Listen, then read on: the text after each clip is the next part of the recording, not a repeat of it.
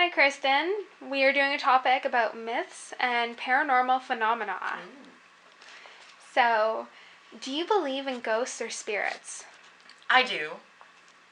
I think ghosts and spirits, they're harmless unless they have, if they had a rocky past and they're trying to fix it, and that may come from popular culture, shows like Ghost Whisperer and what have you. But um, I believe that as long as they had a happy life and they just chose to stay on Earth because they liked it here, then they're fine. If they're stuck somehow, I hope they find their way to wherever it is you go. Because, Do you believe that tragic events cause paranormal imprints? um, I think so. I think, you know, when something happens and people pass away unnaturally or in a traumatic way, that perhaps, like I said, perhaps they get stuck in some sort of continuum and can't get to where they need to be, if that is anywhere at all. And then they try and cause things to make people notice them and perhaps help them. I'm not a ghost, so I don't know, and thankfully nothing traumatic has ever happened to make me a ghost, but that is my belief. So, what's your favorite mythological creature? My favorite mythological creature, that's a tough one. I'm huge into fairy tales and folklore, and I don't think there's a mythological creature that I ever met that I didn't like. Um, I'm particular about things like unicorns and centaurs and witches, which, depending on who you talk to, isn't necessarily mythological, but they've definitely kind of faded from popular culture. And I don't know, gnomes, trolls, hobbits, what have you. As a child, what scared you the most about the unknown? Not knowing how to fix it for them. I always felt really badly for anyone that anything horrible happened to, and they were stuck and I didn't know how to help them because they didn't necessarily know how to talk to me.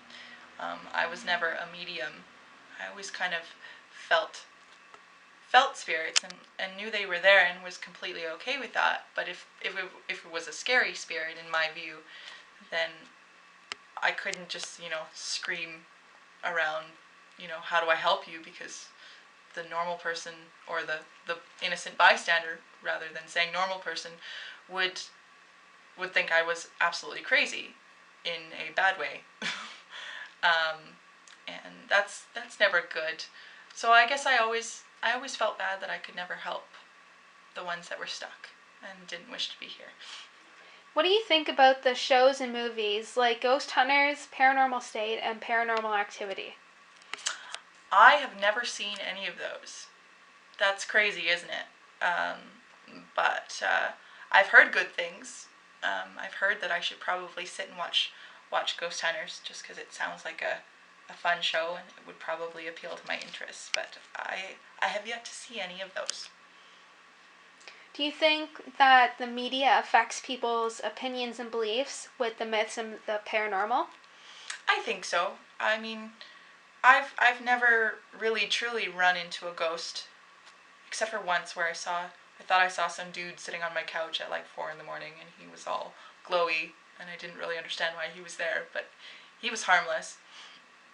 I think that as a child, especially, the media, it forces you to think, even if you don't know that that's what you're thinking about. I think it makes an impression on you that, if done in the right way, doesn't necessarily leave you.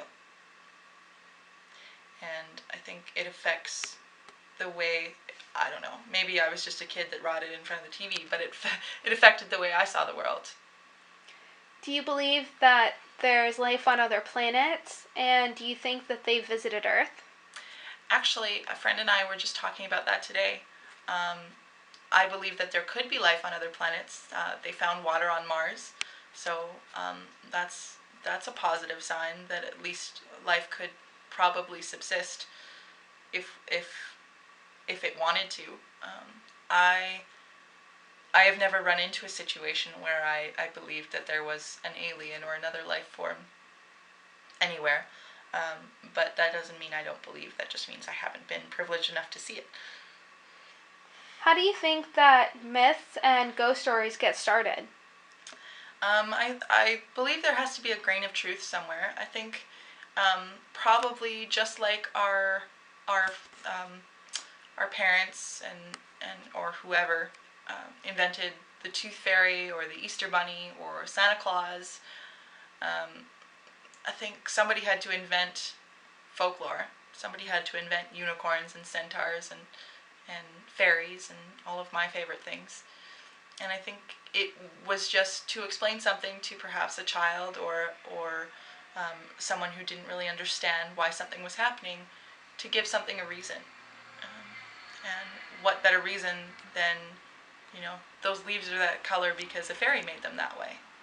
And then they get to tell a story about a pretty fairy that runs around changing the colors of leaves, or takes care of a princess if you're Sleeping Beauty.